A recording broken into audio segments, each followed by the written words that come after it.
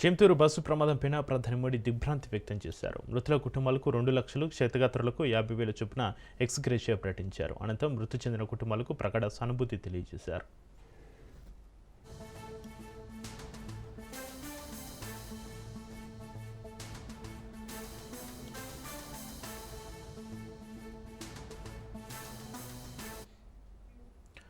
చెంతూరు bus ప్రమాదంపైన ప్రధాని మోడీ దిగ్భ్రాంతి వ్యక్తం చేశారు. మృతుల కుటుంబాలకు 2 లక్షలు, క్షతగాత్రులకు 50,000 చొప్పున ఎక్స్‌గ్రేషియా ప్రకటించారు. అనంతరం మృతి చెందిన కుటుంబాలకు ప్రగాఢ సానుభూతి తెలియజేశారు.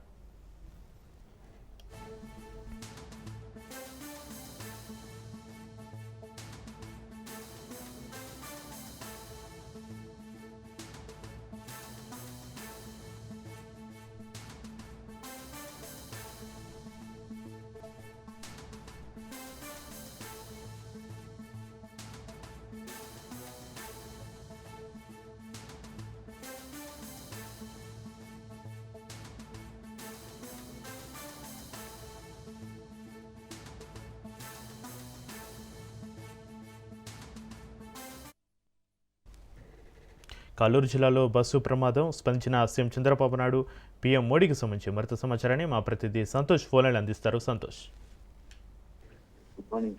ఇక అల్లూరి జిల్లా చింతూరు మారేడుమిల్లి ఘాట్ రోడ్ లో అయితే కనుక ప్రమాదం చోటు చేసుకుందని తెలుస్తోంది. ఒక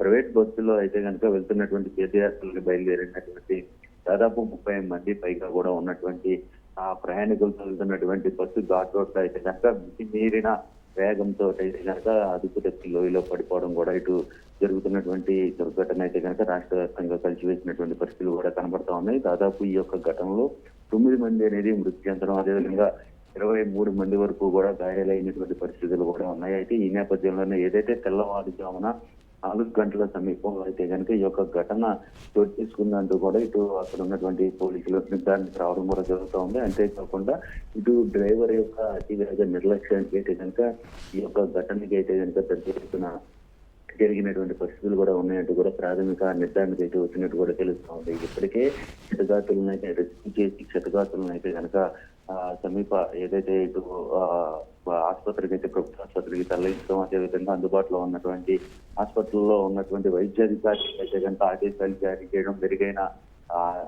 మెరుగైన వైద్యం అందించాలి అంటూ కూడా ఇటు సీఎం నుంచి కూడా ఆదేశాలు రావడం, అంతేకాకుండా మంత్రి సత్యకుమార్ తో పాటు పలువురు మంత్రులు అయితే కనుక అక్కడికి వెళ్ళడం కూడా జరుగుతుంది. ఇప్పటికే హోంమంత్రి అనిత సైతం కూడా అక్కడికి వెళ్ళడం, అక్కడ ఉన్నటువంటి ఎమ్మెల్యేలు సైతం కూడా అక్కడ ఉన్నటువంటి పరిస్థితిని పరిశీలించేందుకు వెళ్ళడంతో పాటు అక్కడ ఎటువంటి సంఘటన జరిగింది అంటే గతంలో కూడా ఆ యొక్క ఘాట్ రోడ్ లో కూడా అనేక సంఘటనలు చోటు చేసుకున్నటువంటి పరిస్థితులు, బొలేరో టెంపో వెహికల్ దగ్గర నుంచి ఆర్టీసీ బస్సుల వరకు కూడా ఆ యొక్క ఘాట్ రోడ్ లో అనేక విధాలుగా కూడా ప్రమాదాలకి గురైనటువంటి పరిస్థితులు కూడా కనబడ్డాయి. అంటే 2019 కావచ్చు, 22 కావచ్చు, తాజాగా 2025 జూన్ లో కావచ్చు, ఇలాగా తరచుగా కూడా ఈ యొక్క ఘటనలు అనేది కూడా జరుగుతూనే వస్తున్నాయి. అయితే దీనికి సంబంధించి అక్కడ తగినటువంటి ఆ వేగాన్ని తగ్గించే యోచనలో అంటే ఆ రూట్ లో వెళ్ళేటువంటి వాహనాలకి తప్పనిసరిగా అయితే కనుక ఏదైతే దీనికి సంబంధించి స్పీడ్ కంట్రోల్ కి సంబంధించినటువంటి ఉంటుందో అటువంటి వెహికల్స్ మాత్రం ఎలా చేయాలంటూ కూడా అక్కడ ఉన్నటువంటి